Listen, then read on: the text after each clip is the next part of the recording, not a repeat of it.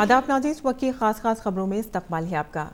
वज़ीर-ए-आज़म नरेंद्र मोदी आज गुजरात के गांधीनगर में तीसरी आलमी आलू कॉन्फ्रेंस का वीडियो कॉन्फ्रेंसिंग के जरिए खिताब करेंगे। अब से कुछ देर कबल ये कॉन्फ्रेंस शुरू हो गई है।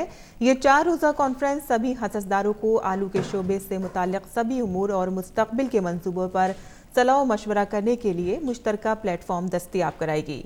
गुजरात मुल्क में आलू पैदा करने वाली सफ़ा अव्वल की रियासत है। नीदरलैंड इस कॉन्फ्रेंस में मौविन मुल्क के तौर पर शामिल हो रहा है।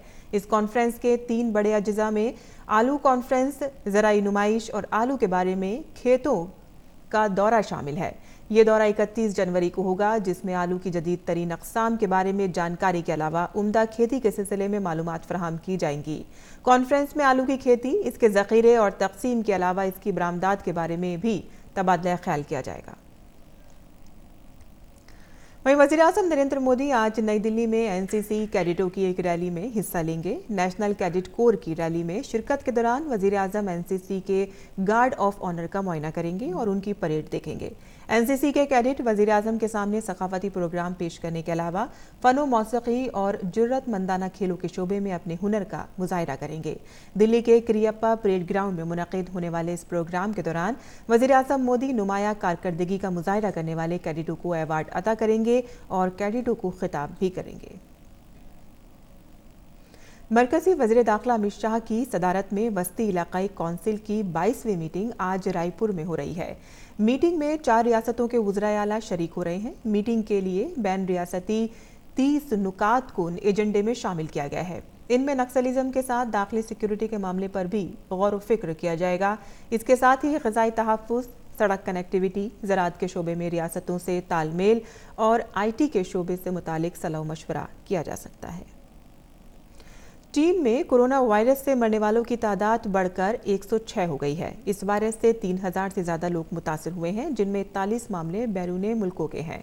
इस दौरान चीन वाक़े भारतीय सिफारत खाने में एक और हॉटलाइन जारी की गई है और अब तक कुल मिलाकर 3 हॉटलाइन जारी की जा चुकी हैं। आलमी इदारा सेहत भी कोरोना वायरस के पेश नज़र सूरत हाल पर नज़र रखे हुए है। इस दौरान भारत में भी कोरोना वायरस के ताल्लुक से एहतियात बढ़ती जा रही है। मरकजी वज़ारत सेहत ने कोरोना वायरस से मुतालिक मालूमात के लिए हेल्पलाइन भी शुरू कर दी है।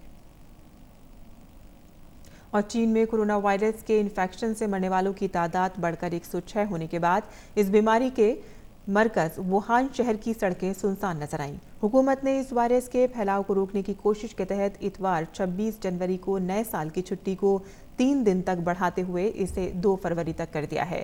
नए साल के मौके पर वहां लाखों लोग घूमने निकलते हैं, लेकिन कोरोना वायरस के कहर के पेश नज़र लोगों ने अपना मंसूबा रद्द कर दिया है। वहीं थाईलैंड के वज़ीर-ए-आज़म ने कहा है कि कोरोना वायरस का कहर काबू में है। चीन के बाद थाईलैंड कोरोना वायरस से सबसे ज़्यादा मुतासिर मुल्क है। कौमी टेलीविज़न नशरियात के दौरान वज़ीर-ए-आज़म ने सूरत हाल के पूरी तरह से काबू में होने का यकीन दिलाया।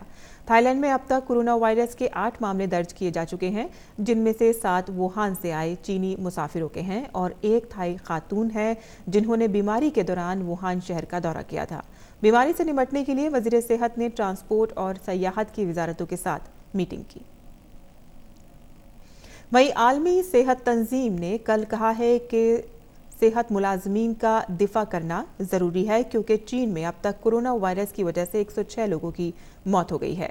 आलमी सेहत तंजीम की नई बीमारी इकाई की एक्टिंग हेड मारिया वान केरखो ने कहा है कि ये ज़रूरी है कि अस्पताल अपने यहाँ मौजूद इन्फेक्शन तहफ़्फ़ुज़ व कंट्रोल ज़राई को मुनासिब तौर से तैयार रखना यकीनी करें। असेंबली इंतखाबात के मद्देनज़र दिल्ली में सियासी पारा लगातार ऊपर चढ़ता जा रहा है। तमाम सियासी पार्टियों के लीडर राय दहिंदगान को राग़िब करने के लिए हर मुमकिन कोशिश कर रहे हैं। बीजेपी सदर JP नड्डा आज शालीमार बाग, तिलक नगर और हरिनगर में रैली करेंगे। दिल्ली में 8 फरवरी को वोटिंग होनी है, जबकि 11 फरवरी को वोटों की गिनती होगी। वहीं उत्तर प्रदेश की राजधानी लखनऊ में 5 से 9 फरवरी के दरमियान डिफेंस एक्सपो का इनेकाद किया जाएगा। वज़ीर-ए-आज़म नरेंद्र मोदी डिफेंस एक्सपो का इफ्तिताह करेंगे। डिफेंस एक्सपो का मरकजी मौजू भारत उभरता हुआ डिफेंस मैन्युफैक्चरिंग हब है। इस नुमाइश का फोकस दिफाई शोबे के डिजिटल ट्रांसफॉर्मेशन पर होगा। इस नुमाइश में दिफाई शोबे में सरमायाकारी के तवज्जे के मरकज़ की शक्ल में उभरते उत्तर प्रदेश को अहमियत के साथ दिखाया जाएगा। इसमें भारतीय दिफाई सनत کو اپنی صلاحیت دکھانے اور برآمدات کے امکانات میں اضافہ کرنے کا بہترین موقع ملے گا۔ اتر پردیش میں دفاعی صنعت کے لیے مضبوط انفراسٹرکچر موجود ہے۔ وہاں بھارت کے 2 میں سے 1 دفاعی صنعت کوریڈور کی تعمیر کا منصوبہ بنایا گیا ہے۔ کوریڈور سے بھارتی دفاعی صنعت سمیت بہت چھوٹی اور متوسط صنعتوں کو بھی بڑھاوا ملے گا۔ اور شمالی بھارت میں سردی کا قہر مسلسل جاری ہے۔ پہاڑوں پر ہوئی بھاری برف باری اور بارش کا اثر میدانی علاقوں میں بھی نظر آ رہا ہے۔ دلی میں آج صبح سویرے بارش کے ساتھ اولے پڑے، جس سے موسم کا مزاج بدل گیا ہے۔ اس سے قبل ہی محکمہ موسمیات نے بارش کا امکان ظاہر کیا تھا۔ اس وقت خاص خبروں میں فی الحال اتنا ہی، اجازت دیجیے۔ آداب۔